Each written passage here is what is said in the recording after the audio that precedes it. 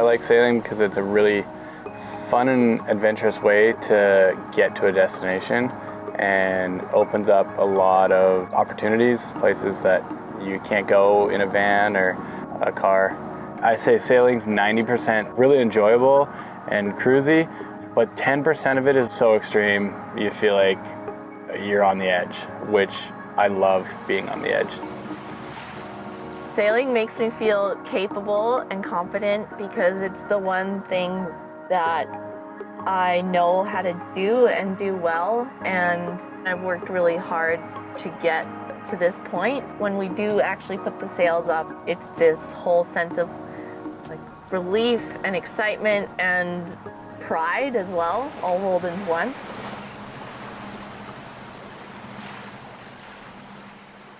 I've lived on my own boat for 4 years, and we bought this boat a year ago, and we've lived on this one full-time for a year. Footloose is a 1981 Tartan 42, which is 42 feet long. I had a 35-foot boat before, and that was kind of more my boat, and it worked really well for me, but as two people, it was a little more cramped. I couldn't stand straight up in the last boat. I'm a bilateral below-the-knee amputee. Can't really be bending my knees and walking with my knees bent. I ended up walking around with my neck bent all day, and so that was kind of the really big one for me that that boat no longer worked. But we're looking for a little increase in comfort, headroom, and still a really solid blue water boat that we can sail to Mexico and beyond. This one really stood out to us for multiple reasons. One being everything's brought back to the cockpit. There's a lot of good upgrades that mean that we can sail it from here, as well as inside livability. It's easy for him to get around, well, easy-ish, when his legs are off, and you can stand up straight in it, which you couldn't in the old boat, so it makes a big difference. By living on the boat, it means that 100% of our energy and resources can go into the boat. And then anything above and beyond that, we save towards our trip. We're definitely sailing to Mexico fall 2022 is the hard goal.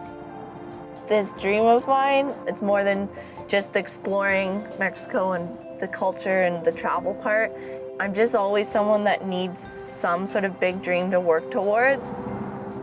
I've been sailing since I was little. We've always had some sort of boat, my family. And actually my grandparents, they created one of the first cruising books for the BC coast. So it's kind of in the family blood. I am not really a sailor. Not until Kayleen did I really get into sailing. We met 4 years ago, and at the time Tyler was living full-time in his van, and I was just in the process of buying my first boat to live aboard. So we kind of were attracted to our similar lifestyles, even though they were kind of different.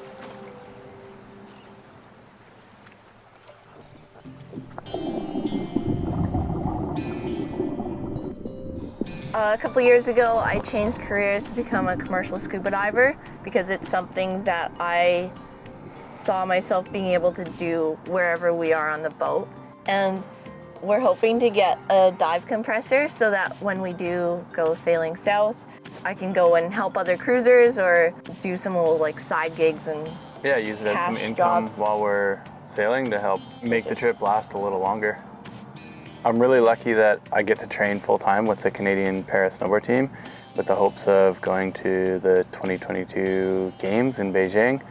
And in the summer, I've got all sorts of things going on, but my favorite is I get to teach skydiving, and so I try and do that as much as possible and help get people into the sport or film them doing their first skydive, and I really love that I get to do that. We have a YouTube channel called All About Spray Sailing where we document our life on the boat. It's mostly focused about Footloose, but occasionally there's some crazy footage of Tyler jumping out of planes as well. YouTube for me anyways is more of a creative outlet. If you're just living on a sailboat for the sake of living on a sailboat, it can be a really cheap option. If you're trying to maintain that boat or even improve the boat, like we are for a future trip, it's extremely expensive, and you have to carefully budget for how you're going to make it work. We are pretty much like 95% at the dock right now, just because it is our goal of refitting the boat. And it's really kind of tough right now because we've had some beautiful weather that we would have loved to take the boat out. But we try and use the boat as much as possible. We like to stay current skill-wise, so we don't want to sit around too long. We like to go, especially when spring comes, we get out as much as we can.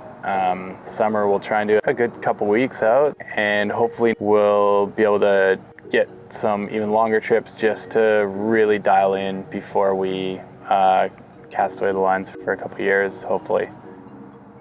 We have a pile of hobbies that we both enjoy doing. It's mountain biking, surfing, skydiving, scuba diving, and unfortunately we don't have enough room to store all that on the boat.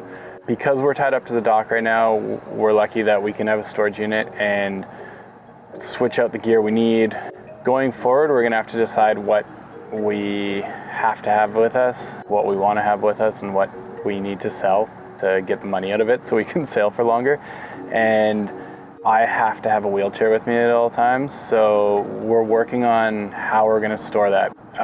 We still haven't quite figured out how that's gonna fit. We're looking into some sort of like foldable electric bike or something small. Yeah, electric scooter. Yeah. All really funny, But again, funny ideas, but I need something to get around when we do tie up at a dock and explore a town.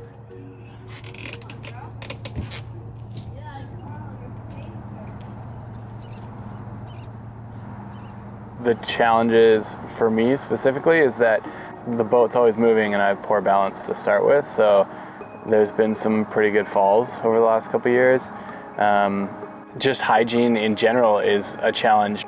We're lucky that we have kind of modified it so I can sit down and shower on the boat, and we do occasionally, but we also have the marina, and for me the marina shower is really difficult because it's not wheelchair accessible.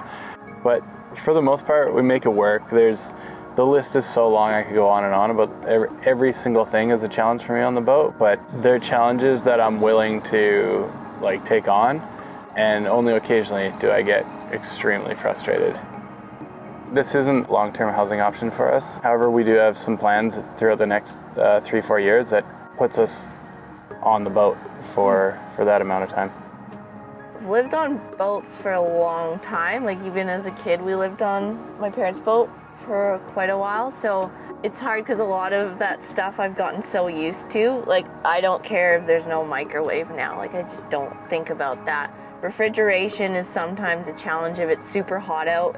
That's the small thing though. The largest challenge for me isn't the icebox. It's living on the boat in the winter and the relentless storms that Canada's winter brings. So especially in this marina specifically, it's not very well protected for southeast winds. So we really got slammed around last winter, and chafing through the paint on the side of the boat and dock lines breaking. It always seemed that the storms were the worst during the night, and it means little sleep. But it also comes with incredible summers, and it all just balances out too. It's worth it in the end.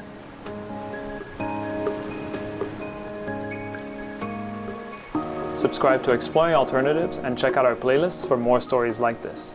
You can also follow Kayleen and Tyler on YouTube and Instagram at allaboutspray. Thanks for watching.